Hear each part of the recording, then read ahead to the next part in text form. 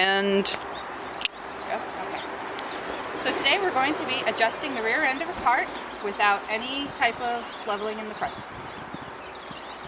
First, you're going to want to get your D measurement, which is from the floor, table, whichever surface you're using, to the top of the saddle in here. So I take a tape measure. And that. Okay, and it looks like our D would be 15. So we're going to keep that in mind for later. We're going to be raising the cart up about an inch, so I'm going to shoot for 16 at that point there. This cart has collets down here on the axles. If your cart doesn't have collets, that's fine. They don't always do, but just in case, you should have received a shaft collet wrench to adjust them if you do have collets. We're just going to loosen these up first.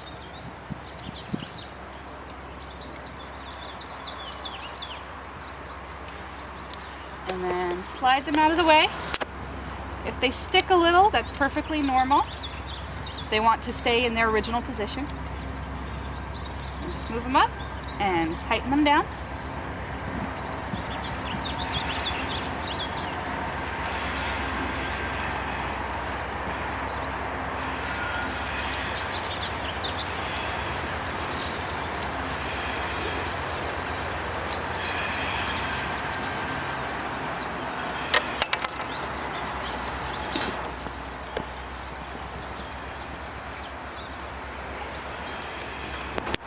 To move your axles, you have to loosen all of the set screws, including the ones on the crossbar back here.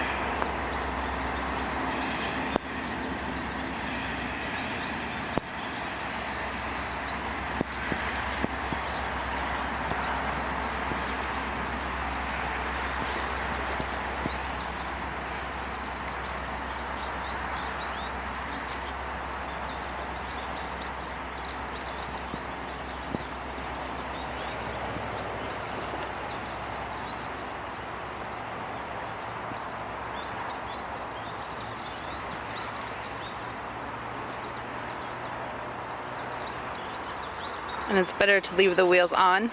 Yes. Since I wish the cart to move up to 16, I'm going to move the axles down basically, or push the cart up. So, slide the axles down a little bit. And once I feel like I've moved them equal distance on both sides, maybe about what I wanted, I'm going to go through and tighten one set screw in each point.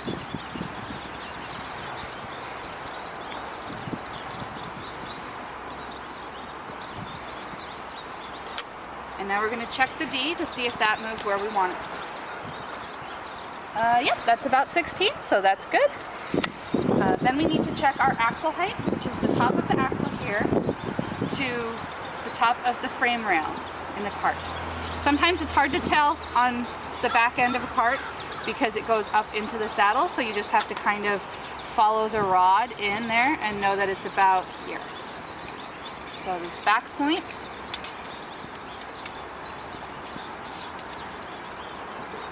looks like maybe 11 3/4. If you have a cart that comes more forward, you can use the front rail too. In fact, make sure that one is also level. So, yep, 11 3/4.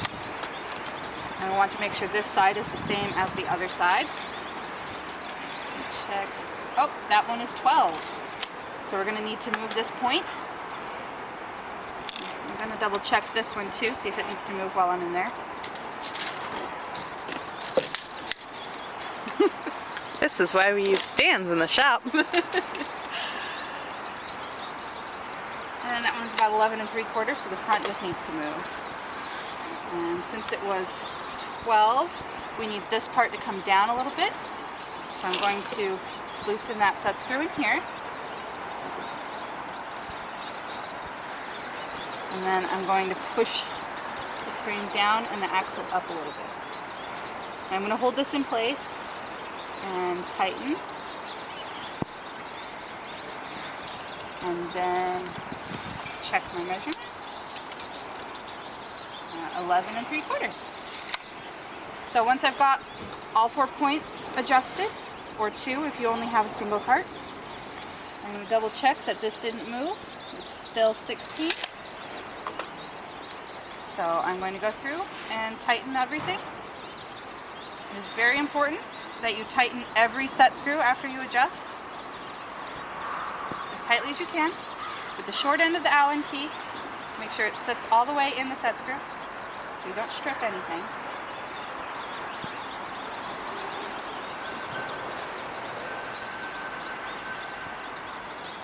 What if you have dog bones on your cart?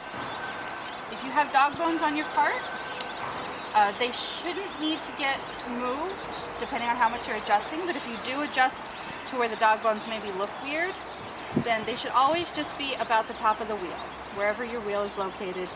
See, it's about there. Sometimes it can be a little below, sometimes it can be a little above, but shoot for about the top of your wheel.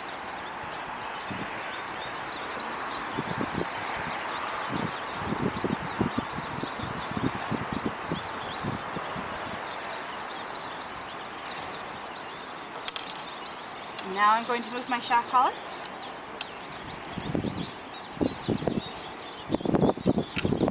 Shaft collets give your axle extra security if you need them, so be sure that they always sit on top of your axle.